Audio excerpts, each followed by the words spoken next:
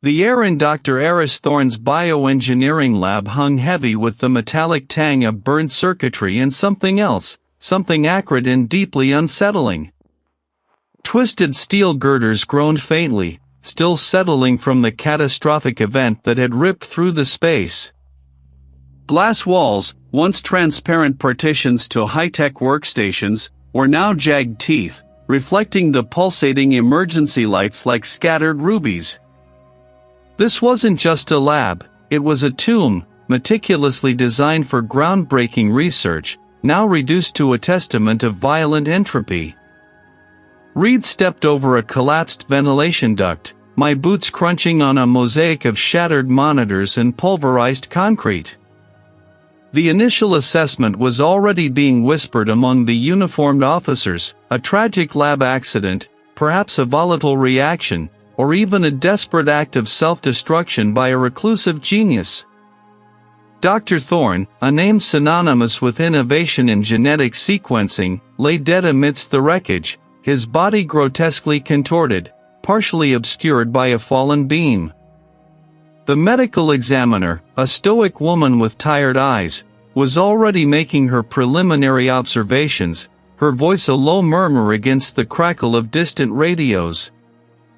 "Looks like a flash fire, Reid," he stated, not looking up from examination. "Massive thermal trauma, consistent with an uncontrolled energy release. Likely instantaneous." Reid nodded, my gaze sweeping over the devastation. The official narrative was straightforward, almost too neat. Thorne was known for pushing boundaries, for working with highly sensitive biological agents, for an intensity that bordered on obsession. A lab accident, especially one involving a bioengineer of his caliber, wasn't entirely outside the realm of possibility. Suicide, given the high-pressure world he inhabited, also couldn't be immediately dismissed. But my gut, a well-honed instrument after years of sifting through the aftermath of human misery, twinged. Reid moved closer to what remained of Thorne's main workstation, careful not to disturb anything. The console was a melted sculpture of plastic and wires, but beneath its ruin, a faint, almost imperceptible detail snagged my attention. A scorch mark on the reinforced floor, no larger than my thumb, stood out against the broader charring. It was a perfect, almost geometric circle, darker, more intense than the surrounding damage, as if a pinpoint of extreme heat had been applied before the general conflagration. It didn't fit the narrative of a chaotic explosion. Explosions were messy, unpredictable. This mark suggested precision, control. The preliminary autopsy report, delivered by the medical examiner in her perpetually cool office in the police department basement holding forensic samples, only deepened my skepticism. "No defensive wounds, Reid," he reported, him voice dry as he flipped through the digital images. "But the thermal damage. It's peculiar. The core temperature sustained by the body suggests a much higher, more focused energy release than the general lab temperature would indicate for the duration." She pointed to a detailed scan. "See here? Localized tissue necrosis, almost surgical in its precision, despite the overall widespread trauma. It's like he was hit directly by something incredibly hot, something contained, before the lab itself went up. So, not just a bystander to a general explosion?" I asked, leaning forward. "No. He was the focal point, or at least, a highly targeted element within the event. And there's this." She pushed a small, clear evidence bag across the table. Inside, nestled against a sterile cotton swab, was a minuscule, almost invisible speck. Found it embedded in the epidermal layer of his forearm, post-mortem. It's not organic, not metal, and certainly not anything we'd expect to find in a bioengineering lab. It's synthetic, almost like a microscopic piece of hardened plastic, but with a unique crystalline structure. The speck was barely visible to the naked eye, a testament to the ME's meticulous work. A non-lab-related trace element, embedded in Thorne's arm, suggesting a direct, intimate contact with something alien to his environment. The plot, as they say, thickened. My first stop for Leeds was Dr. Silas Vance, a contemporary of Thorne's and a known academic rival. His lab, a stark contrast to Thorne's high-tech fortress, was a maze of bubbling beakers and handwritten notes. Vance was a wiry man with a perpetual frown etched into his face, his eyes darting nervously as he spoke. Thorne was intense, Vance began, gesturing vaguely with a gloved hand. Brilliant, yes, but ruthless. He'd step on anyone to get ahead.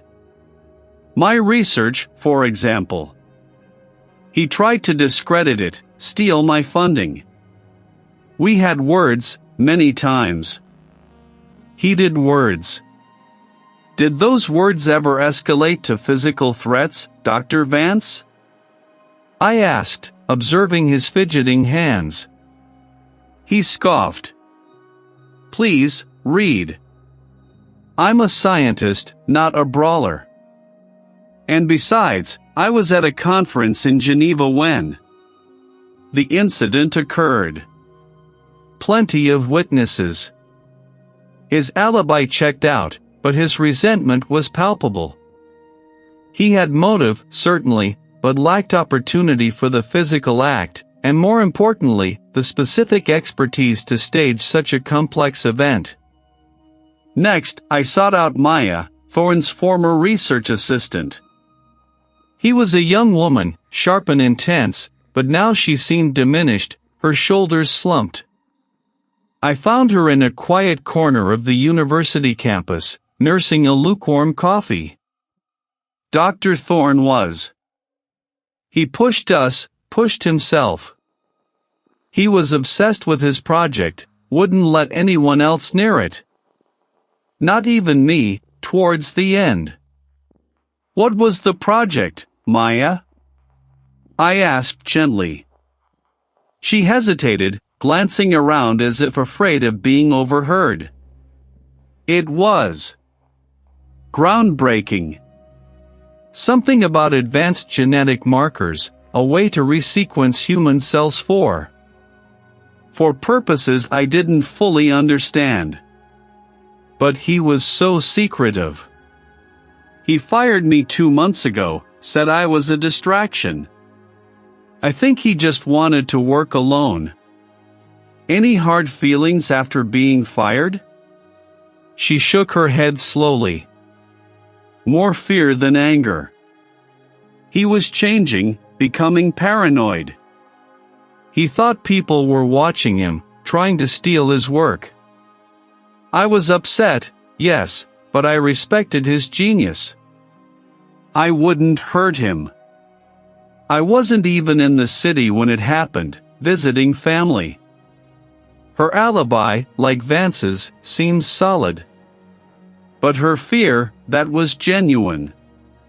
It resonated with Thorne's alleged paranoia, painting a picture of a man under siege, not just a victim of bad luck. Armed with the knowledge of Thorne's paranoia, Reid delved into the digital remnants of his lab, a task that required navigating layers of encryption and bespoke security protocols. The IT specialist, a quiet individual with quick fingers, worked diligently beside me in the police department basement, where we'd set up a temporary digital forensics station. He really didn't want anyone getting into this, Reid, the specialist murmured, his face illuminated by the glow of the monitor. Multiple firewalls, custom-built authentication. It's like he was preparing for an invasion. After hours of painstaking work, we finally breached the core server. What we found was a labyrinth of files, most heavily encrypted, detailing Thorne's advanced genetic sequencing research. It wasn't just about global health, as Maya had vaguely suggested. There were deeper implications, pathways that branched into bioweaponry, into what seemed to be a radical redefinition of human identity at a cellular level.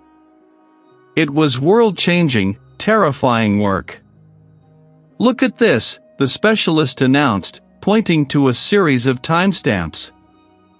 "Someone was in here recently. Not just browsing, but actively manipulating data. And then, an attempted wipe." The log showed a sophisticated intrusion, not a brute force attack, but a surgical removal of specific project files, followed by an attempt to erase the entire trace of the activity. The intruder had possessed an intimate knowledge of Thorne's system. Architecture, almost as if they had built it themselves, or had been granted the keys. Reid revisited Maya, finding him even more withdrawn, almost haunted. "We met in a small, sterile interview room in the precinct. The fluorescent lights hummed, amplifying the tension between us. Maya," Reid began, my voice low, "we found evidence of data manipulation in Dr. Thorne's lab, an attempted wipe of his research files." "Did you know anything about that?" She wrung her hands, her eyes fixed on the tabletop. "He was so secretive, Reid. Especially about Project Chimera." "Chimera?" Reid prompted. "That's what he called it. The core of his work. He said it would change everything. But he also said they were trying to steal it. That they wanted to control identity itself." Her voice was barely audible. "He started changing his passwords daily, installing new security. He even talked about replacing his own identity, creating a new digital footprint, a ghost in the machine." "Who were they, Maya?" She shivered. "He never said. Just them. He became convinced someone was inside his network, watching him. He even thought someone was physically entering the lab after hours, though the security logs never showed it. He was so paranoid, Reid, it was hard to tell what was real and what was his mind playing tricks." Him words, unsettling as they were, painted a clearer picture of Thorne's final days, a man under extreme pressure, not just from his groundbreaking work, but from an unseen adversary. An adversary with the skill to bypass his digital defenses and perhaps even his physical ones. Back in the police department basement, the spectral analysis of the microscopic speck found on Thorne's arm finally yielded its secrets. The forensic specialist, a meticulous man named David, called me over to his workstation. "Reid, you're not going to believe this," he said, his voice a mix of awe and bewilderment. He zoomed in on the image on his screen, a highly magnified, iridescent shard, its surface shimmering with complex molecular bonds. "It's a synthetic polymer. Extremely rare. We've cross-referenced it with every known database, and it's a proprietary material. Used in high-end industrial applications, specifically for ultra-durable, heat-resistant coatings on specialized machinery. Think aerospace, deep-sea drilling, or highly advanced biocontainment systems." "Any manufacturers?" I asked, my mind already racing. "Only one known to produce this exact variant, Omnicorp. They hold the patent. It's their signature polymer, used in their most exclusive and expensive equipment. Stuff that isn't just sold on the open market." Omnicorp. The name echoed Maya's vague warnings of them. A multi-billion-dollar conglomerate with a voracious appetite for R&D, known for acquiring cutting-edge technology and stifling competition. They had been a major financier of Thorne's research, pouring vast sums into his lab. The trace element on Thorne's body wasn't just a random piece of debris, it was a corporate fingerprint, leading directly to the heart of a powerful entity. Reid secured an interview with Omnicorp's liaison, a polished executive named Mr. Davies. He arrived at the precinct in a tailored suit, exuding an air of carefully constructed professionalism. His smile was too wide, his handshake too firm. "A tragic loss, Dr. Thorne," Davies began, settling into the interview room chair, his voice smooth as silk. "A visionary. Omnicorp is devastated by this incident." "Mr. Davies," Reid cut to the chase, placing the evidence bag with the polymer speck on the table between us. "This was found on Dr. Thorne. Our analysis points to a proprietary polymer manufactured exclusively by Omnicorp. Can you explain its presence?" Davies' smile didn't falter, but his eyes narrowed almost imperceptibly. "Ah, yes. Our chronoresin. Remarkable material. We use it in many of our high-performance systems. It's possible a piece of equipment in Dr. Thorne's lab might have incorporated it. We supplied him with a vast array of specialized instruments, you understand. State-of-the-art. Was any of that equipment designed to withstand the kind of heat that would melt down an entire lab?" Reid pressed. "Our equipment is robust, Reid. Designed for extreme conditions. Perhaps a component failed, leading to a chain reaction. These things happen in experimental science." He leaned forward, his voice dropping slightly. "Omnicorp has been fully cooperative, offering all assistance. We've even offered to provide our own internal investigators to help with the cleanup. We want answers as much as you do." His overly cooperative demeanor, the eagerness to offer assistance, the subtle redirecting of responsibility, it all felt like a carefully rehearsed performance. He wasn't just a liaison, he was a gatekeeper, protecting Omnicorp's interests, and possibly, its secrets. The polymer was a direct link, but Davies was doing his best to make it seem innocuous, a mere byproduct of their generous support. But accidents started subtly, a creeping unease that quickly escalated into undeniable threats. Reid was leaving the precinct one evening, my mind still replaying Davies' evasive answers, when a black sedan, appearing from nowhere, swerved violently towards me at an intersection. The screech of tires, the blare of the horn, the rush of wind as it narrowly missed me, it was too close, too deliberate to be random.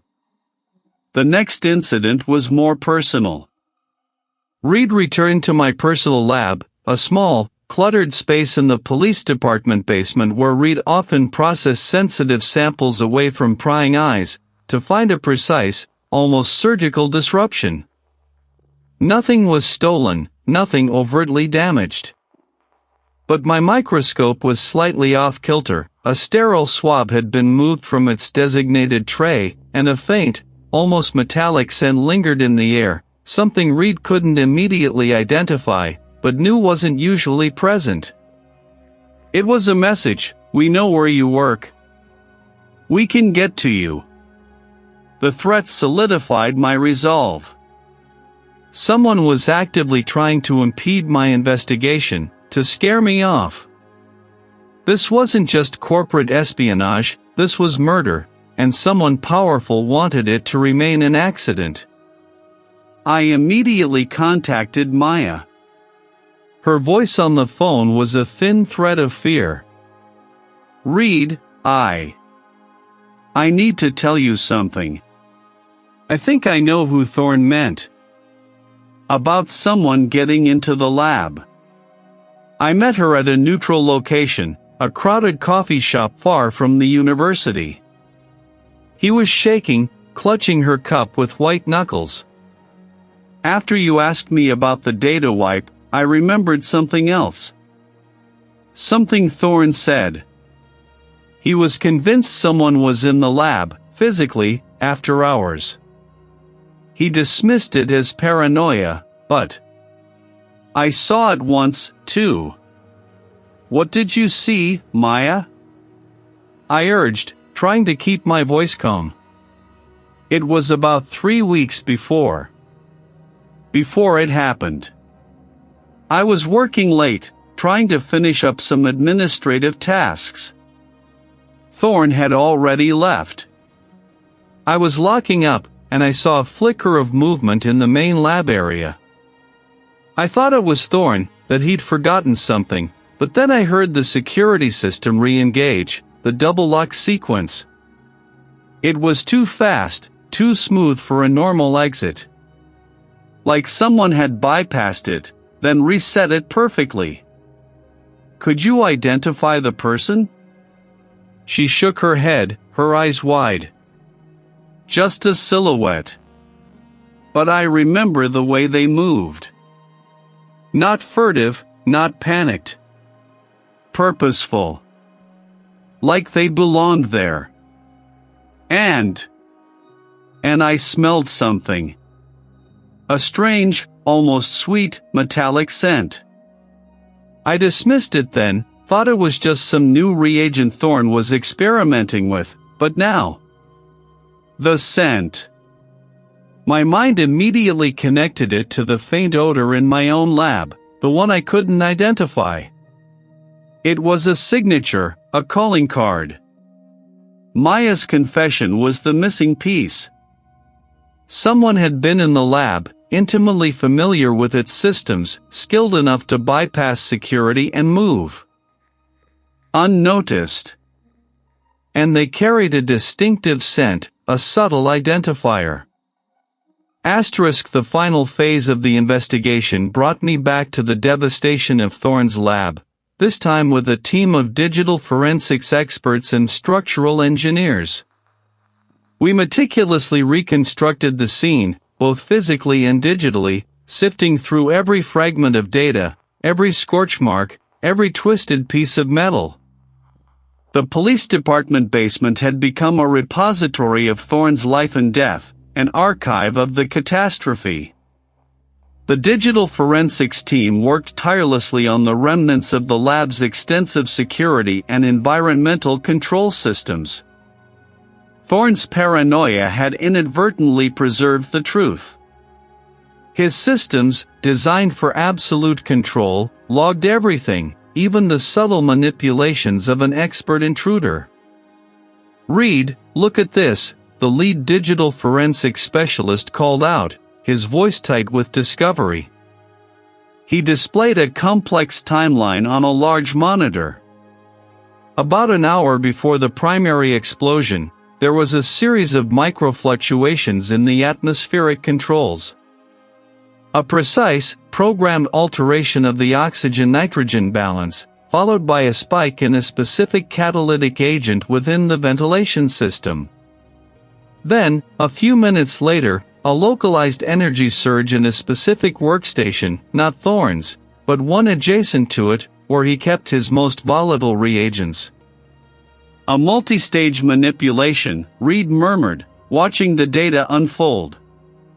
Exactly, he confirmed. It wasn't a random malfunction. It was a precisely orchestrated sequence. The atmospheric change created an environment primed for extreme combustion. The catalytic agent lowered the ignition threshold. The energy surge in the adjacent workstation was the spark, timed perfectly to ignite the volatile reagents, not in Thorne's main area. Near it, creating a directed blast. The structural engineers, cross-referencing this data with the physical damage, pointed to the geometric scorch mark Reid had noticed on my first visit. That mark, Reid, one of them explained, it's consistent with the point of initial, superheated impact. The energy surge was channeled, focused, hitting that precise spot first, creating a flashpoint for the larger conflagration. It was designed to look like a spontaneous, chaotic explosion, but the initial trigger was pinpoint accurate. The picture snapped into terrifying clarity. That accident was a sophisticated, multi-stage act of murder. The killer hadn't just blown up a lab, they had engineered a fatal event that mimicked a research malfunction, triggered remotely, designed to eliminate Thorne and destroy his critical research. The method pointed to someone with an expert, almost intimate, knowledge of Thorne's specific protocols, his bespoke lab systems, and the volatile nature of his Project Chimera. The culprit had understood Thorne's work better than anyone, perhaps even better than Thorne himself. They knew the precise vulnerabilities, the exact sequence of events that would create a devastating, yet perfectly deniable, catastrophe. The rare synthetic polymer, the distinct scent, the digital manipulation, the engineered blast, all pieces of a meticulously crafted puzzle. I had the how, the what, and the why. Thorne's identity-altering research was either too valuable to be left in his hands, or too dangerous to be allowed to continue. The killer, hidden behind layers of corporate power and carefully orchestrated sabotage, had erased Thorne's identity, along with his groundbreaking work. But the who remained elusive.